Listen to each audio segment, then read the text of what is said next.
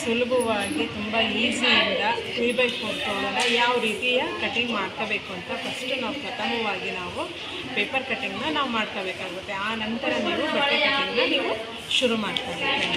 ಇದು full 1 sheet paper, full 1 sheet paper ಇದೆಯಲ್ವಾ, ಈ ಶೀಟ್ ಪೇಪರ್ನ ನಾವು ಈ ರೀತಿ ಫೋಲ್ಡಿಂಗ್ ಮಾಡಬೇಕು ಫ್ರೆಂಡ್ಸ್.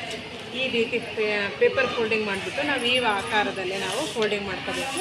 ಈ ಎಡ್ಜು ನಮಗೆ ಲೆಂತು ಉದ್ದದಲ್ಲಿ ಬರೋಂಗೆ ನಾವು ಗಮನ ವಹಿಸಬೇಕು. ನಾವು ಈ ರೀತಿ ಫೋಲ್ಡಿಂಗ್ ಆಗಿದೆ ಅಂದಾಗ ನಾವು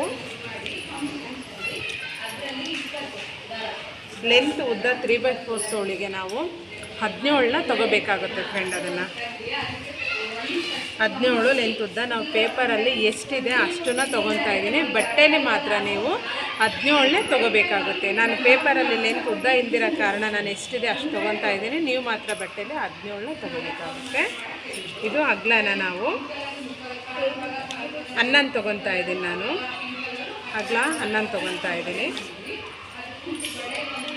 ಇಲ್ಲಿಂದ ಇಲ್ಲಿಗೆ ನಾವು 2.5 ತೊಗೊತಾ ಇದ್ದೀವಿ. ಇಲ್ಲಿ ನಮಗೆ ಕೈ ಫಿಟ್ಟಿಂಗಿನ ಅಳತೆನ ನಾನು 8 ತೊಗೊತಾ ಇದ್ದೀವಿ. ನಾವು ಈ ರೀತಿ ನಾವು ಇದನ್ನು ನಾವು ಈ ಥರ ಗೆರೆ ಹಾಕ್ಕೊಂಬಿಟ್ಟು ನಾವು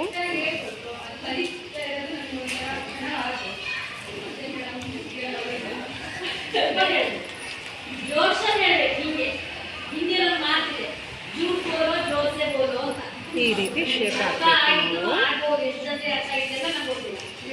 ಈ ಥರ ನೀವು ಬರೆದು ಇಟ್ಕೋಬೇಕಾಗುತ್ತೆ. ಫಸ್ಟು ಪೇಪರಿಗೆ ನೀವು ಇದು ಮಾಡ್ಕೋಬೇಕಾಗುತ್ತೆ.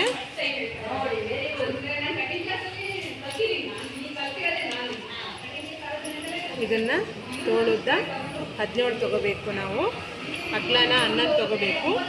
ಈ ಆಕಾರದಲ್ಲಿ ಪೇಪರ್ ಫೋಲ್ಡಿಂಗ್ನ ಮಾಡ್ಕೋಬೇಕು. ಇಲ್ಲಿಂದ ಇಲ್ಲಿಗೆ 2.5 ತೊಗೋಬೇಕು. ಇಲ್ಲಿಂದ ಇಲ್ಲಿಗೆ ಅವ್ರು ದಪ್ಪ ಇದ್ದರೆ ಜಾಸ್ತಿ ತೊಗೋಬೇಕು, ದಪ್ಪ ಇಲ್ಲ ಅಂದರೆ ಮೀಡಿಯಮ್ ಆಗಿ ನಾವು ನೋಡ್ಕೊಂಡು ತೊಗೋಬೇಕಾಗುತ್ತೆ. ನಾವು ಇಲ್ಲಿಂದ ಇಲ್ಲಿಗೆ 8 ತೊಗೋಬೇಕು. ನಾವು ಈ ರೀತಿ ನಾವು ಶೇಪ್ ಹಾಕಬೇಕಾಗುತ್ತೆ. ಇದನ್ನು ನಾನು ಕಟಿಂಗ್ ಮಾಡಿ ತೋರಿಸ್ತೀನಿ.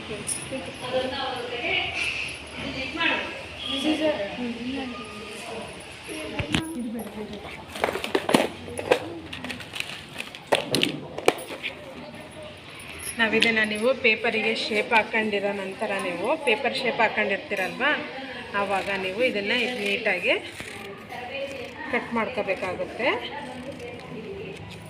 ಅದನ್ನು ಗಮನ ವಹಿಸಿ ಪೇಪರ್ ಕಟಿಂಗ್ ಮಾಡಿದರೆ ನಿಮಗೆ ಬಟ್ಟೆಯಲ್ಲಿ ನಿಮಗೆ ಯಾವುದೇ ಕಾರಣಕ್ಕೂ ತಪ್ಪಾಗಲ್ಲ.